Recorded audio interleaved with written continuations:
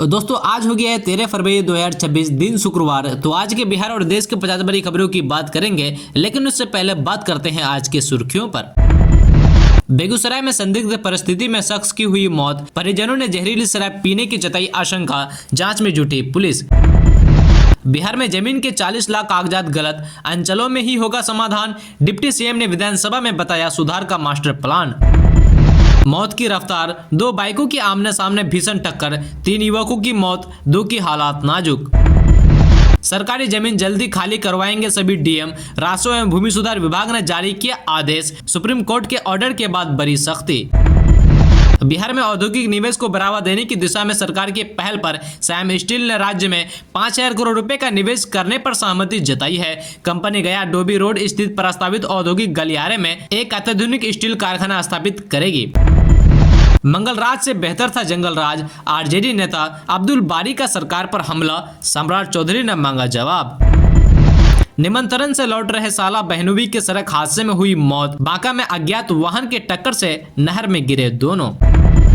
कोइलवर से भागलपुर तक marine drive का जलवा, 118 किलोमीटर का विस्तार और 16,465 करोड़ रुपए का बजट, बिहार सरकार बनेगा ग्लोबल ट्रांसपोर्ट हब।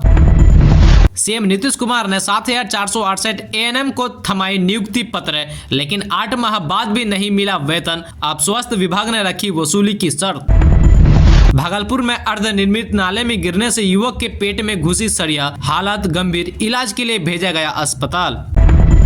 बजट सत्र, बिजली बिल के पुराने बकाया पर लग रहे हैं चक्रवृद्धि ब्याज को माफ करने का, ऊर्जा मंत्री ने दिया आश्वासन। ट्रक में बने तहखाने से 4,70,000 मूल्य के 518 लीटर विदेशी शराब जब्त, एक कारोबारी गिरफ्तार। गड़बड़ी करने वालों को किसी भी कीमत पर नहीं बख्शा जाएगा, विजय सिन्हा के जवाब पर नीतीश कुमार ने मेज थपथपाकर किया समर्थन। बेतिया में फिलेरिया व कीड़े की दवाई खाने से 19 बच्चे बीमार, ग्रामीणों ने आशा कार्यकर्ताओं को बताया बंधक। नीतीश कुमार ने पूछा इतना बड़ा कपड़ा क्यों पहनते हैं, भाई वीरेंद्र बोले दवा समय पर खाइए, आप भूल जाते हैं। अधिकारियों के निजी वाहनों पर बिहार सरकार का बोर्ड क्यों, विपक्ष के सवाल पर फंस गई सरकार, मंत्री ने दिया गोल मटोल जवाब। दाखिल खारिज से लेकर फार्मर रजिस्ट्रेशन तक प्रभावित, राजस्व कर्मचारियों के हड़ताल का दिखने लगा प्रभाव। खनन माफियाओं पर पुलिस का शिकंजा, अवैध खनन करते 2 ट्रैक्टर जब्त, गिरोह में मचा हड़कंप। बिहार में होगी 46,000 शिक्षकों की भर्ती, नोटिफिकेशन जल्द, मार्च से शुरू होगा आवेदन। पटना के आईजीएमएस में 12,000 बेड का अत्याधुनिक मल्टी सुपर स्पेशलिटी अस्पताल, निर्माणाधीन स्वास्थ्य सेवाओं में सुधार की उम्मीद। बांग्लादेश ने भारत को दिया धोखा, यूनुस सरकार ने अमेरिका के साथ साजिश रच भारतीय कपास को दिया बाहर का रास्ता।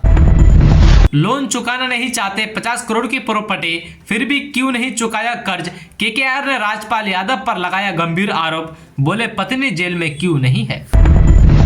दोस्तों आप बात करते हैं कि बिहार विधानसभा में गुरुवार को ऊर्जा मंत्री विजेंद्र प्रसाद यादव ने ध्यानाकर्षण के दौरान सत्ता पक्ष के कई सदस्यों द्वारा बिजली बिल पर लग रहे चक्रवृद्धि ब्याज माफ करने की मांग की है। विजेंद्र यादव ने चक्रवृद्धि ब्याज माफ करने को लेकर आश्वासन दिया है। जेडीयू विधायक शुभानंद मुकेश ने गरीबों के पुराने बिजली ब्याज को माफ कर मूल राशि को किस्तों में जमा करने की सुविधा मांग की है। सत्ता पक्ष के सदस्यों ने कहा है कि नीतीश सरकार ने 125 यूनिट फ्री बिजली दी है, लेकिन पुराने बिजली बिल के कारण गरीबों को इसकी सुविधा नहीं मिल रही है, उनके बिजली कनेक्शन काटे जा रहे हैं। इस पर जवाब देते हुए ऊर्जा मंत्री विजेंद्र प्रसाद यादव ने कहा है कि घरेलू उपभोक्ताओं को 125 यूनिट बिजली फ्री दी जा रही है और बकाये के लिए किस्तों में राशि जमा करने की सहूलियत दी जा रही है। हालांकि एक साथ सभी बकाये को फ्री कर दिया जाए, सरकार की ऐसी कोई योजना नहीं है। लोग बिजली जलाते हैं और बिल नहीं देते हैं, तो ऐसे में मुश्किल है कि सरकार बिजली बिल माफ कर दे।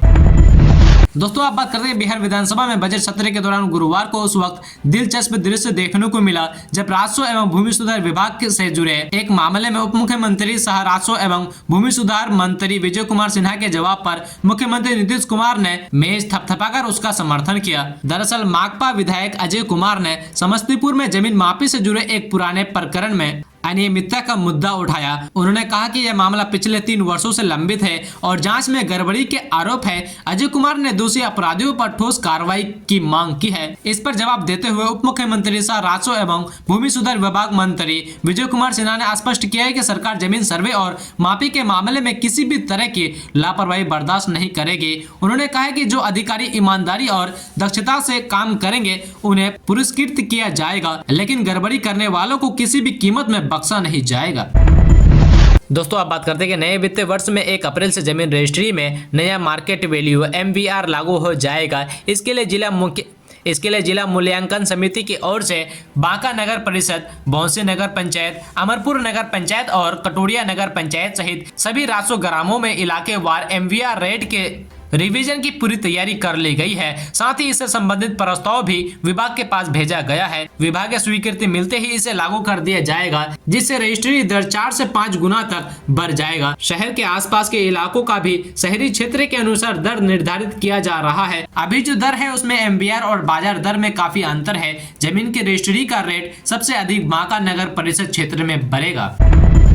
दोस्तों, अब बात करते हैं कि कृषि विभाग और राजस्व एवं भूमि सुधार विभाग की ओर से चलाए जा रहे फार्मर रजिस्ट्री महाअभियान के 3थे चरण की अवधि बढ़ा दी गई है। पहले ये अभियान 6 फरवरी तक निर्धारित था, लेकिन अब इसे 14 फरवरी तक जारी रखने का निर्णय लिया गया है। जिले में अब तक 1,49,941 किसानों का फार्मर रजिस्ट्रेशन पूरा किया जा चुका है। अभियान की प्रगति को लेकर जिला अधिकारी आनंद शर्मा ने संबंधित अधिकारियों के आवश्यक दिशा निर्देश जारी किए हैं, ताकि शेष किसानों की भी समय पर पंजीकरण सुनिश्चित किया जा सके। महाअभियान के तहत किसान अपने पंचायत के कृषि समन्वय, किसान सलाहकार एवं संबंधित राजस्व कर्मचारियों से संपर्क कर रजिस्ट्रेशन करा सकते हैं। इसके अलावा नजदीकी कॉमन सर्विस CSC पर जाकर भी CSC ऑपरेटर के माध्यम से फार्मर ID बनाई जा सकती है।